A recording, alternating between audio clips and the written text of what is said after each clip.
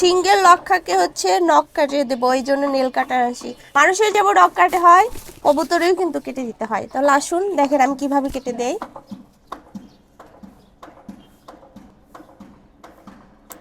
এদের কিন্তু কাটার নিয়ম আছে, দেখেন এখানে যে শিরা আছে, শিরা পর্যন্ত কিন্তু যাওয়া যাবে না।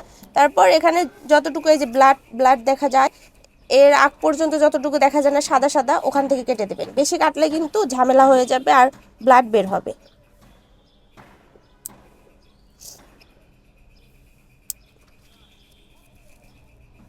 এদের নখ হচ্ছে দেরি করে কাটলে মানুষের মতো বড় হয়ে যায় আর সমস্যা হয়ে যায়।